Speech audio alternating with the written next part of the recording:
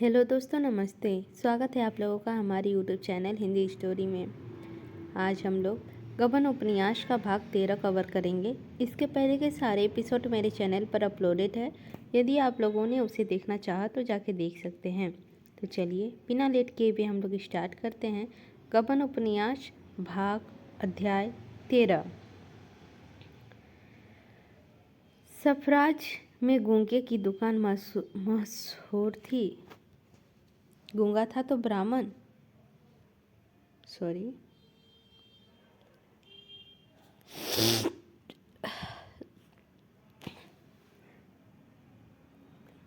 सराफे में गंगू की दुकानें मशहूर थी। गंगू था तो ब्राह्मण पर बड़ा ही व्याकुल कुशल। उसकी दुकान पर नित्य ग्राहकों का मेला लगा रहता था। उनकी कर्मनिष्ठा ग्राहकों में विश्वास पैदा करती थी और दुकानों पर ठगे जाने का भय था। यहाँ किसी तरह का धोखा न था। गंगू ने रामा को देखते ही मुस्कुराकर कहा, आइए बाबूजी, ऊपर आइए, बड़ी दया की। मुनीम जी, आपके वास्ते पान मंगवाऊं? क्या हुक्म है बाबूजी? आप तो जैसे मुझसे नाराज है, कभी आते ही नहीं। गरीबों पर भी कभी कभी दया किया कीजिए। गंगू ने शिष्टता ने रामा की हिम्मत खोल दी। अगर उसमें इतने आग्रह से ना बुलाया होता तो शायद रामा को दुकान में पर जाने का साहस ना होता। अपनी साख का उसे अभी तक अनुभव ना हुआ था। दुकान पर जाकर बोला, यहाँ हम जैसे मजदूरों का कहाँ गुजर है महाराज। गांठ में कुछ हो तो। गंगू, यह आप क्या कहते हैं सरकार? आपकी दुकान है, जो चीज़ चाहिए ले जाइए, दाम आगे पीछे मिलते रहेंगे। हम लोग आदमी पहचानते हैं बाबू साहब, ऐसी बात नहीं है। धन्य भाग कि आप हमारी दुकान पर आए हो। दिखाऊं कोई जड़ाऊ चीज़, कोई कंगन, कोई हार? अभी हाल में ही दिल्ली से माल आया है। रामानंद, कोई हल्के दामों का हार दिखलाइए। गंगू, यही कोई 700-800 तक। रामानंद, अजी नहीं, हद 400 तक। गंगू, मैं आपको दोनों दिखाई देता हूँ, जो पसंद आवे ले लीजिएगा। हमारे यहाँ किसी तरह का दफल गसल नहीं बाबू साहब, इसकी आप जरा भी चिंता ना करें। 5 बरस का लड़का हो गया या 100 बरस का बुढ़ा, सबके साथ एक बात रखते हैं। मालिक को भी एक दिन मुंह दिखाना है बाबू। संदूक सामने आया। गंगू ने हार निकाल कर दिखाना शुरू किया। रामा की आंखें खुल गई। लोटपोट हो गया। क्या सगाई थी? नगीनों की कितनी सुंदर सजावट, कैसा आफताब उसकी तमक दिमक को मात करती थी। रामा ने सोच रखा था 100 रुपये से ज़्यादा उधार न लगाऊंगा, लेकिन 400 वाला हार आंखों में कुछ जचता न था और जेब में 300 रुपये थे। सोचा, अगर यह हार ले गया और जलपा को पसंद न आया तो फ़ायदा ही क्या। ऐसी चीज़ ले जाऊं जो वह देखते ही भड़क उठे। यह जड़ाऊ हार उसकी गर्दन में कितनी शोभा देगी। यह हार एक संयंत्र मणि रचित नजरों में उसकी मन में खींचने लगा। वह अभिभूत होकर उसकी ओर ताक रहा था। वह मुंह से कुछ कहने का साहस नहीं था। कहीं गंगू से 300 रुपये उधार लेने से इनकार कर दिया तो कितना लज्जित होना पड़ेगा। गंगू ने उनके मन में संशय ताड़कर कहा, आपके लायक तो यही चीज़ है। अंधेरे घर में रख दीजिए तो उजाला हो जाए। रामानंद, पसंद तो मुझे भी यही है, लेकिन मेरे पास कुल 300 रुपये है, यह समझ लीजिए। शर्म से रामा का मुंह लाली सा छा गई। वह धड़कते हुए हृदय से गंगू का मुंह देखने लगा। गंगू ने निष्पट भाव से कहा, बाबू साहब, रुपए का तो फिक्र ही ना कीजिए। कहिए 10,000 का माल साथ भेज दूं। दुकान आपकी है, भला कोई बात है। हुक्म हो तो एक आधा चीज़ और दिखाऊं। एक शीश फूल अभी बनकर आया है, बस यही मालूम होता है। गुलाब का फल खिला हुआ है, देखकर जी खुश हो जाएगा। मुनीम जी, जरा वह शीश फूल दिखाना तो, और दाम का भी कुछ ऐसा भारी नहीं। आपको 250 में दे दूंगा। रामा ने मुस्कुराकर कहा, महाराज, बहुत बातें बनाकर कहीं उल्टे छुरी से ना मुड़ लेना। गहनों के मामले में बिल्कुल अनाड़ी हूँ। गंगू, ऐसा ना कहो बाबूजी, आप चीज़ ले जाइए, बाजार में दिखा लीजिए। अगर कोई 250 के कौड़ी कम कर दे तो मैं मुफ्त में दे दूंगा। शीश फूल आया। सचमुच गुलाब का सा फूल था जिस पर हीरे की कालियां ओस की बूंदे के समान चमक रही थी। रामा ने टकटकी बंद गई, मानो कोई अलौकिक वस्तु सामने आ गई हो। गंगू, बाबूजी 250 रुपये तो कारीगरी की सगाई का इनाम है। यह एक चीज़ है।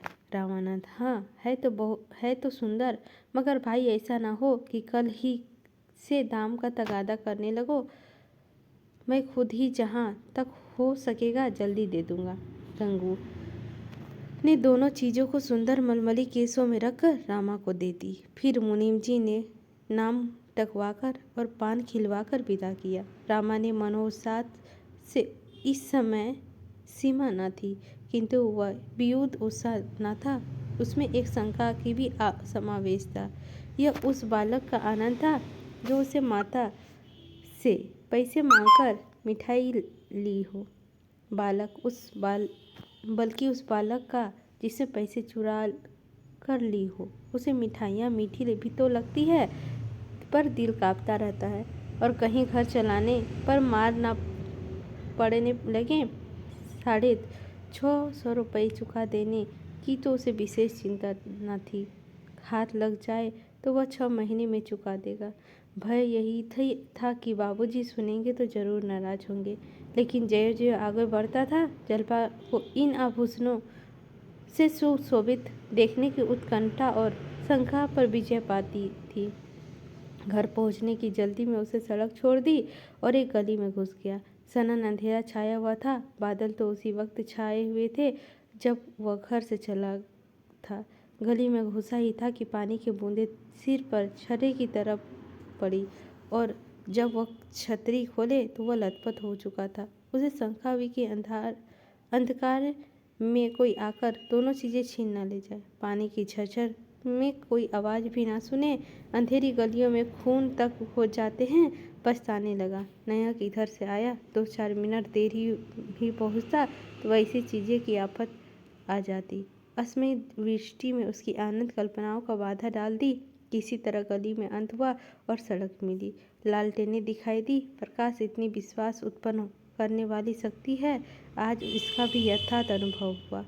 वह घर पहुंचा तो दयानाथ बैठे हुक्का पी रहे थे। वह उस कमरे में ना गया। उसकी आंख बचाकर अंदर जाना चाहता था कि उन्होंने टोका, इस वक्त कहाँ गए थे?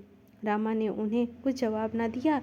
वही कहीं वह अखबार सुनने लगे तो घंटों की खबरें लेंगे। सीधा अंदर आ पहुंचा। जल्पा द्वार पर खड़ी उसकी राह देख रही थी। तुरंत उसने अपने हाथ से छतरी ले ली और बोली, तुम तो बिल्कुल भीग गए, कहीं ठहर क्यों ना गए? रामानंद, पानी का क्या ठिकाना, रात भर बरसता रहे। यह कहता हुआ रामा ऊपर चला गया। उसने समझा था जल्पा भी पीछे पीछे आती होगी। वह भी नीचे बैठी अपनी देवरे की बातें कर रही थी, मानो उन्हें गहनों की याद ही नहीं है, जैसे वह बिल्कुल भूल गई है कि रामा सफराज से आया है। रामा ने कपड़े बदले और मन में झुझुलाता हुआ नीचे आ गया। उसी समय दयानाथ भोजन करने आ गए। सब लोग भोजन करने बैठ गए। जल्पा ने जब्त तो किया था, पर इस उत्कंठा की दशा में आज उसने कुछ खाया न था। जब वो ऊपर पहुंची तो रामा चरपाई पे लेटा हुआ था। उसे देखते ही केतुल से बोला, आज सफराज का जाना तो व्यर्थ हो गया। हार कहीं तैयार ही न था, बनाने को कह आया हूँ। जल्पा की उत्साह में चमकती हुई मुख छवि मलिन पड़ गई। बोली, वह तो पहले से ही जानती थी, बनते बनते 5-6 महीने तो लग ही जाएंगे। रामानंद, नहीं जी, बहुत जल्द बना देगा, कसम खा रहा था। जल्पा, उफ, जब चाहे दे। उत्कंठा में चरण सीमा ही निराशा है। जल्पा मुंह उधर कर लेटे जा रही थी कि रामा ने जोर से कह मारा। जल्पा चौंक पड़ी, समझ गई रामा की शरारत की थी। मुस्कुराती हुई बोली, तुम तो बड़े नटखट हो, क्या लाए? रामा जैसे चमका दिया। जल्पा, यह तो मर्दों की आदत है, तुमने नई बात क्या है? जल्पा दोनों आभूषणों को देखकर निहाल हो गई। हृदय में आनंद की लहरें सी उठने लगी। वह मनोभाव को छिपाना चाहती थी कि रामा ने उसे ओझी ना समझे, लेकिन एक एक अंग खिल जाता था। मुस्कुराती हुई आंखें, दमकती हुई कपोल और खिले हुए उदर उसका भरम गंवाए देते हैं। उसमें हार गले में पहना, शीश फल जड़े से सजाया और हर्ष से उन्मुख होकर बोली, तुम्हें आशीर्वाद देती हूँ, ईश्वर तुम्हारी सारी मनोकामनाएं पूरी करे। आज जल्पा की वह अभिलाषा पूरी हुई जो बचपन से ही उसकी कल्पनाओं का एक स्वप्न, उसकी शंकाओं का क्रीड़ा स्थल बनी हुई थी। आज उसकी साथ पूरी हो गई। यदि मानकी यहाँ होती तो सबसे पहले यह हार उसे दिखाती और कहती, तुम्हारा हाल तुम्हें मुबारक हो। रामा के घड़ों नशा चढ़ा हुआ था।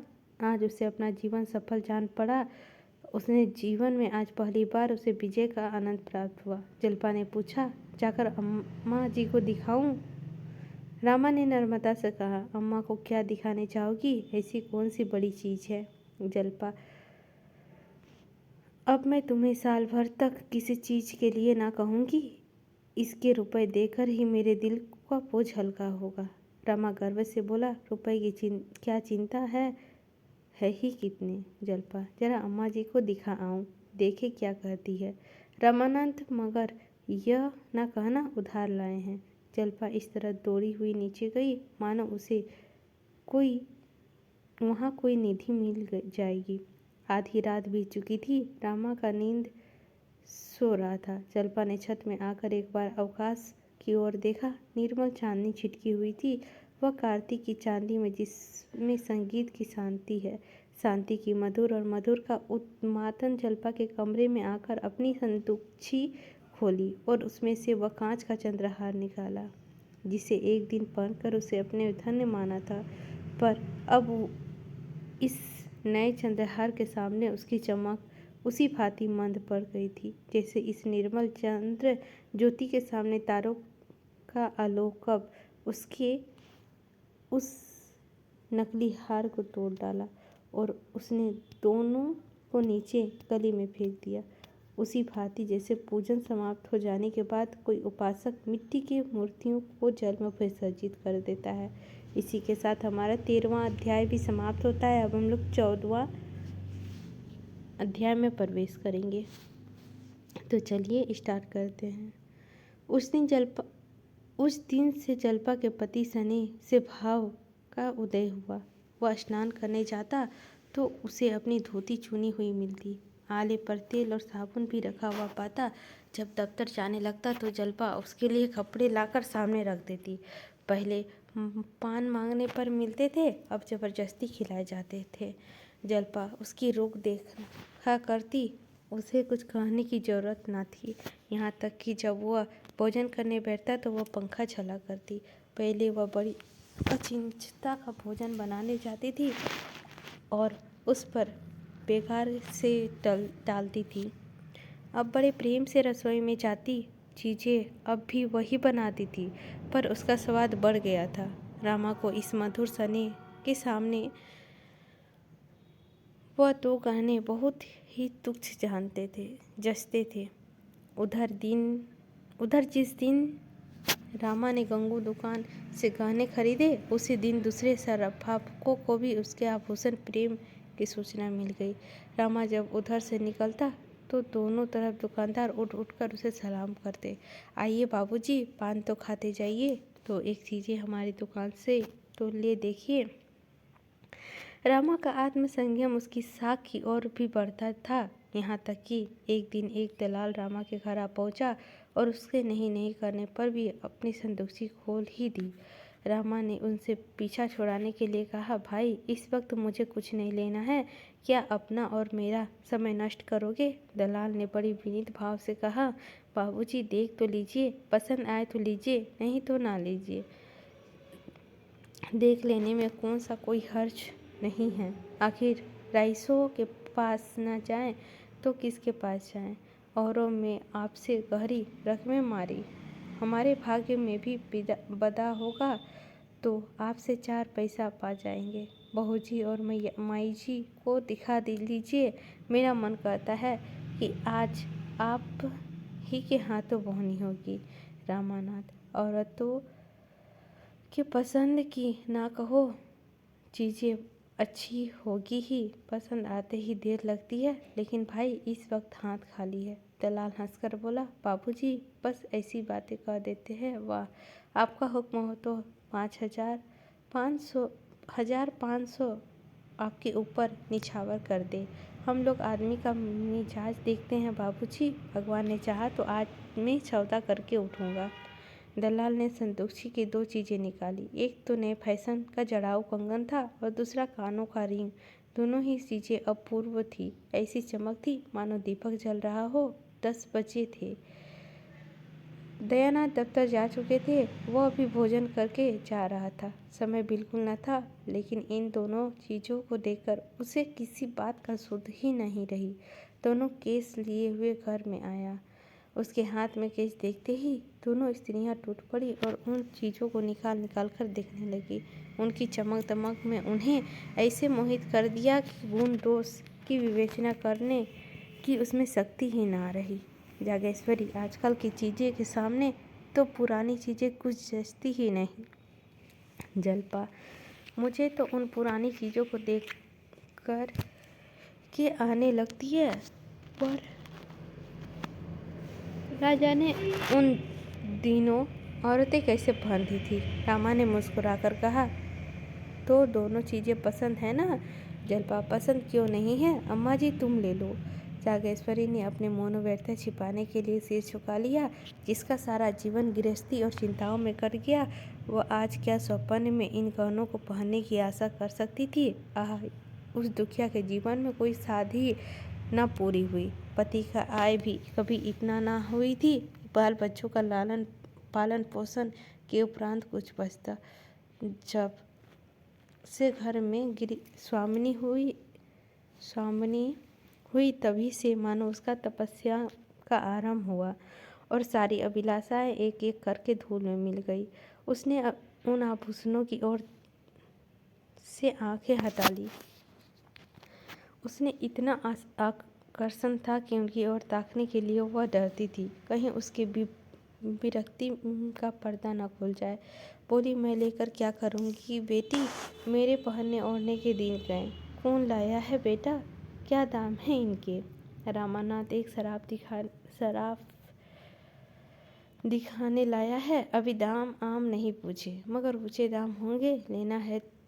लेना तो था ही नहीं, दाम पूछकर क्या करता? जलपा, लेना ही नहीं था तो यहाँ लाए क्यों? जलपा ने यह शब्द इतने आक्रोश में आकर कहे कि रामा खिसिया गया।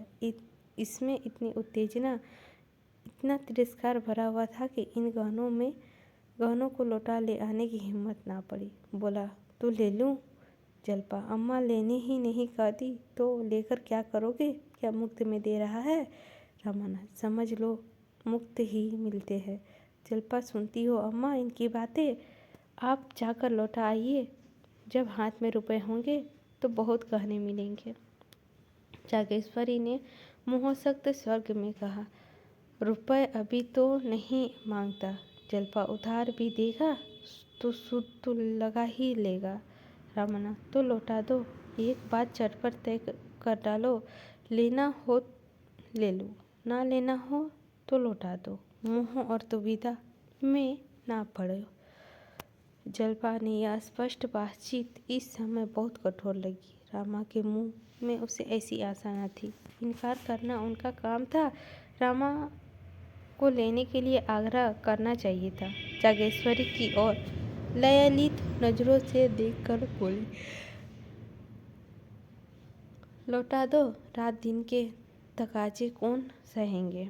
वह केसों के बंद करने ही वाली थी कि जागेश्वरी ने कंगन उठाकर पहन लिया। मानो एक क्षण भर पहनने से ही उसकी साध पूरी हो जाएगी। फिर मन में उस ओछेपन पर लज्जित होकर वह उसे उतारना ही चाहती थी कि रामा ने कहा, अब तुमने पहन ही लिया है अम्मा, तो पहने रहो, मैं तुम्हें भेंट करता हूँ। जागेश्वरी की आंखें सगल हो गई और लालसा आज तक पूरी ना हो सकी थी, वह आज रामा की मृत भक्ति से पूरी हो गई थी। लेकिन क्या वह अपने प्रिय पुत्र का ऋण का इतना भारी बोझ रख देगी? अभी वह बेचारा बालक है, उसका समर्थ ही क्या है? न जाने रुपए जल्द हाथ में आए या देर से। दाम भी तो नहीं मालूम। अगर ऊंचे दाम का होगा तो बेचारा देगा कहाँ से? उसे कितने तकाजे सहने पड़ेंगे और कितना लज्जित होना पड़ेगा। कतार स्वर्ग से बोली, नहीं बेटा, मैंने यूं ही पहन लिया था, ले जाओ लौटा दो। माता का उदास मुंह देखकर रामा का हृदय मृत से प्रेम से हिल उठा।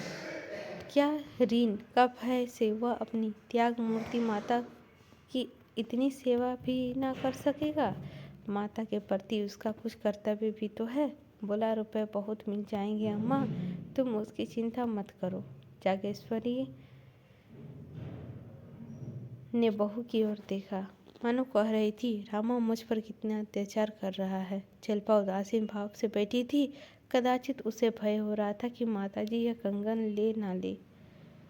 मेरा कंगन पहन लेना बहू को तो अच्छा नहीं लगा। इसमें जागेश्वरी को संदेह नहीं रहा। उससे तुरंत कंगन उतार डाला और जल्पा की ओर बढ़ाकर बोली, मैं अपनी ओर से तुम्हें भेंट करती हूँ। मुझे तो कुछ पहनना ओढ़ना था और पहन चुकी, अब जरा तुम पहनो देखो। जल्पा ने इसमें जरा भी संदेह न था कि माताजी के पास रुपए की कमी नहीं। वह समझी शायद आज वह पसीज गई है और कंगन के रुपए दे देगी। एक क्षण पहले उसने समझा था कि रुपए रामा को देने पड़ेंगे, इसीलिए इच्छा रखने पर भी वह उसे लौटा देना चाहती थी। जब माताजी उसका दाम चुका रही थी तो वह इनकार करती, मगर ऊपरी मन से बोली, रुपए ना हो तो रहने दीजिए अम्मा जी, अभी कौन जल्दी है। रामा ने कुछ चिढ़कर कहा, तो तुम ये कंगन ले रही हो? जल्पा, अम्मा जी नहीं मानती तो मैं क्या करूं? रामानाथ, और ये रिंग उन्हें भी क्यों नहीं रख लेती? जल्पा, जाकर दाम तो पूछाओ। रामा ने अधीर होकर कहा, तुम इन चीज़ों को ले जाओ, तुम्हें दाम से क्या मतलब? रामा ने बाहर आकर दलाल से दाम पूछा तो सन्नाटे में आ गया। कंगन 700 के थे और रिंग 150 के। उनका अनुमान था कि कंगन अधिक से अधिक 200-300 के होंगे और रिंग 40-50 रुपए के। पछताने से पहले ही दाम क्यों ना पूछ लिए, नहीं तो इन चीज़ों को घर में ले जाने की नौबत ही क्यों आती। उधारते हुए शर्म आती है, मगर कुछ भी हो उधारना तो पड़ेगा ही। इतना बड़ा बोझ वह सिर पर नहीं ले सकता। दलाल ने बोला, बड़े दाम है भाई, मैंने तो 300-400 के भीतर ही आंका था। दलाल का नाम चरणदास था। बोला, दाम में 1 कौड़ी फर्क पड़ जाए सरकार तो मुँह न दिखाऊं। धनीराम की कोठी का तो माल है, आप चलकर पूछ ले। दमड़ी रुपए की दलाली अलबत्ता मेरी है, आपकी मर्जी हो दीजिए या ना दीजिए। रामानाथ, तो भाई इन दामों की चीज़ें तो इस वक्त हमें नहीं लेनी है। चरणदास, ऐसी बात ना कहिए बाबूजी, आपके लिए इतने रुपए कौन बड़ी बात है। महीने 2 महीने माल चल जाए तो इसे दूने हाथ आ जाएंगे। आपसे बढ़कर कौन शौकीन होगी। यह सब राइसों के ही पसंद की चीज़ें हैं। गंवार लोग में इसकी क्या कद्र जाने। रामानाथ, 850 रुपये बहुत होते हैं भाई। चरणदास, रुपए का मुंह न देखिए बापूजी, जब बहू पहन कर बैठेगी तो एक निगाह में सारे रुपए तर जाएंगे। रामा को विश्वास था कि जल्पा गहनों का मूल्य सुनकर आप ही बिचक जाएगी। दलाल से और ज़्यादा बातचीत ना की, अंदर जाकर बड़े जोर से हंसा और बोला, आपने इस कंगन का क्या दाम समझा माँ जी? जागेश्वरी कोई जवाब देकर बेवकूफ़ ना बनाना चाहती थी। इन जराई चीज़ों का नाप तोल का तो कुछ हिसाब रहता नहीं, जिसमें तो हो जाए वही ठीक है। रामानाथ, अच्छा तुम बताओ जल्पा, इस कंगन का दाम कितना आंकती हो? जल्पा, 600 से कम नहीं। रामा का सारा खेल बिगड़ गया। दाम का भय दिखाकर रामा ने जल्पा को डरा देना चाहता था, मगर 6 और 7 में बहुत थोड़ा ही अंतर था। वह संभव ही चरणदास इतने में ही राजी हो जाए। कुछ छेप कर बोला, कच्चे नगीने नहीं हैं। जल्पा, कुछ भी हो 600 से ज़्यादा कि नहीं। रामानाथ, और रिंग की? जल्पा, अधिक से अधिक 100 रुपये। रामानाथ, यहाँ भी चूंकि 150 मांगता है। जल्पा, झूठे हैं, कोई हमें इन दामों में लेना ही नहीं। रामा की चाल उल्टी पड़ी। जल्पा को इन चीज़ों के मूल्य के विषय में बहुत धोखा ना हुआ था। आखिर रामा की आर्थिक दशा तो उससे ना छिपी थी। फिर वह 700 रुपये की चीज़ों के लिए मुंह खोले बैठी थी। रामा को क्या मालूम था कि जल्पा कुछ और ही समझकर कंगन पर लहराई थी।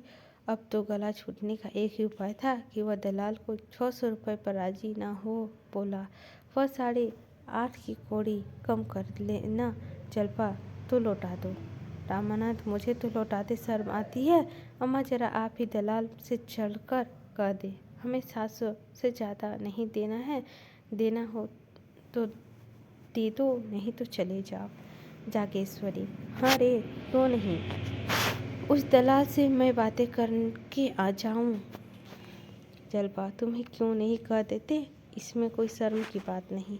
रामानाथ, मुझसे साफ जवाब ना देते बनेंगे, दुनिया भर की खुशामद करेंगे। चुनी चांद, आप बड़े आदमी हैं, रईस है, राजा हैं, आपके लिए 150 क्या चीज़ है। मैं आपकी बातों में आ जाऊंगा। जल्पा, अच्छा चलो, मैं ही कह देता हूँ। रामानाथ, वह फिर तो सब काम ही बन गया। रामा पीछे दुबक गया। जल्पा दलान पे आकर बोली, जरा यहाँ आना जी। ओ सफराज, लूटने आए हो या माल बेचने आए हो। चारणदास बरामदे में उठाकर द्वार पर आया और बोला, क्या हुक्म है सरकार। जल्पा, माल बेचने आते हो या जटने आते हो। 700 रुपये का कंगन मांगते हो। चारणदास, 700 तो उसकी कारीगरी का दाम है हुजूर। जल्पा, अच्छा तो जो उस पर 700 निछावर कर दे उसके पास ले जाओ। रिंग का 150 कहते हो, लूट है क्या। मैं तो दोनों चीज़ों की 700 से अधिक ना दूंगी। चारणदास, बहू जी, आप तो अंधेर करती है, कहाँ 850 और कहाँ 700। जल्पा, तुम्हारी खुशी, और चीज़ ले जाओ। चारणदास, इतने बड़े दरबार में आकर चीज़ लौटा ले जाऊं। आप यूं पहने 10-5 रुपए की बात होती तो आपकी जुबान ना धारता, आपसे झूठ नहीं कहता। बहू जी, इन चीज़ों पर रुपया नगद है। उसी 1 पैसे की दुकान का भाड़ा, बका खाता, दस्तूरी, दलाली सब समझिए। एक बात ऐसी समझ लीजिए, कहिए कि हमें 4 पैसे मिल जाएं, सवेरे सवेरे लौटना ना पड़े। जल्पा, कह दिए वही 700। चारणदास ने ऐसे मुंह बनाया मानो वह किसी धर्म संकट में पड़ गया है। फिर बोला, सरकार, यह तो घटा ही, आप अपनी बात नहीं टालते बनिए। रुपए कब मिलेंगे। जल्पा, जल्दी ही मिल जाएंगे। जल्पा अंदर जाकर बोली, आखिर दिया ही नहीं 700 में, 150 साफ उड़ाए लिए जाता था। मुझे पछतावा हो रहा है कि कुछ और कम क्यों नहीं कहा। वे लोग इस तरह ग्राहकों को लूटते हैं। रामा इतना भारी बोझ लेते घबरा रहा था, लेकिन परिस्थिति ने कुछ ऐसे रंग पकड़ा कि बोझ उस पर लद गया था। जल्पा तो खुशी से उमंग में दोनों चीज़ें लिए ऊपर चली गई, पर रामा सिर झुकाए चिंता में डूबा खड़ा था। जल्पा ने उसकी दशा जानकर भी इन चीज़ों को क्यों ठुकरा नहीं दिया और जोर देकर कहेगा, मैं न लूँगी। क्यों दुविधा में पड़ी रही। 550 भी चुकाना मुश्किल था, इतने और कहाँ से आएंगे। असल में गलती मेरी ही है, मुझे दलाल को दरवाजे से ही धुतकार लेना चाहिए था, लेकिन उसके मन को समझाया, यह अपने ही पापों का तो प्रायश्चित है। फिर आदमी इसीलिए तो कमाता है। रोटियों के लाले थोड़े ही थे। भोजन करके जब रामा ऊपर कपड़े पहनने गया तो जल्पा आईने के सामने खड़ी कानों में रिंग पहन रही थी। उसे देखते ही बोली, आज किसी अच्छे का मुँह देख कर उठी थी, तो मुक्त चीज़ें हाथ लग गई। रामा ने विस्मय होकर पूछा, मुक्त क्यों, रुपए ना देने पड़ेंगे। जल्पा, रुपए तो अम्मा जी देगी। रामानाथ, क्या कुछ कहती थी। जल्पा, उन्होंने मुझे भेंट दिए हैं तो रुपए कौन देगा। रामा ने उसके भोलेपन पर मुस्कुराकर कहा, यही समझकर तुमने यह चीज़ें ले ली? अम्मा को देना होता तो उसी वक्त दे देती जब गहने चोरी गए थे। क्या उसके पास रुपए न थे? जल्पा असमंजस में पड़कर बोली, तो मुझे क्या मालूम था? अब भी तो लौटा सकते हैं। कह देना जिसके लिए लिया था उसे पसंद नहीं आया। यह कहकर उसने तुरंत कानों से रिंग निकाल लिए, कंगन भी उतार डाला और दोनों चीज़ें केस में रखकर उसकी तरफ आगे बढ़ाई, जैसे कोई बिल्ली चूहे के खेल रही हो और चूहे को अपनी पकड़ से बाहर नहीं होने देती, उसे छोड़कर भी नहीं छोड़ती। हाथ को फैलाने का साहस नहीं होता था। क्या उसके हृदय में यही दशा न थी? उसके मुख पर हवाइयाँ उड़ रही थी। क्यों वह रामा की ओर देखकर भूमि की ओर देख रही थी? क्यों सिर ऊपर से उठाती थी, जिसे शंकर में बच जाने का हार्दिक आनंद होता है? वह कहाँ थी? उसकी दशा ठीक उसी माता सी जान थी जो अपने बालक को विदेश जाने की अनुमति दे रही थी। वह विस्मयता, वही कतारता, वही ममता इस समय जल्पा के मुख में उदय हो रही थी। रामा उसके हाथों से केसों को ले सके इतना कंठा संयम उसमें न था। उसे तगाजे सहना, लज्जित होना, मुंह छिपाए फिरना, चिंता की आग में जलना, सब कुछ सहना मंजूर था। ऐसे काम करना नामंजूर था जिससे जल्पा के दिल टूट जाए। वह अपने को अभागिन समझने लगे। उसका सारा ज्ञान, सारी चेष्टा, सारा विवेक इस आघात का विरोध करने लगा। प्रेम और परिस्थितियों के संघर्ष में प्रेम में विजय पाई। उसने मुस्कुरा कर कहा, रहने दो, अब ले लिया है तो क्या लौटाए? अम्मा जी भी हंसेगी। जल्पा ने बनावटी कांपते हुए कंठ से कहा, अपनी चादर देखकर ही पाँव फैलाना चाहिए। एक नई विपत्ति मोल लेने का क्या जरूरत है? रामा ने मानो जल में डूबते हुए कहा, ईश्वर मलिन है, और तुरंत नीचे चला गया। हम क्षणिक मोह में, संकोच में पड़कर अपने जीवन में सुख और शांति का कैसा होम कर देते हैं। अगर जल्पा मोह के इस झोंके में अपनी और अस्थिर रख सकती, अगर रामा संकोच के आगे सिर न झुका देता, दोनों के हृदय में प्रेम का सच्चा प्रकाश होता, तो वे पथभ्रष्ट होकर सर्वनाश की ओर न जाते। 11 बज गए थे। दफ्तर के लिए देर हो रही थी, पर रामा इस तरह जा रहा था जैसे कोई अपने प्रिय बंधु का दाह क्रिया करके लौट रहा हो। इसी के साथ हमारा अध्याय 14 भी समाप्त होता है। अब हम लोग नेक्स्ट एपिसोड में अध्याय 15 कवर करेंगे। आई होप दोस्तों आप लोगों को गबन उपन्यास का सीरीज अच्छी लग रही होगी।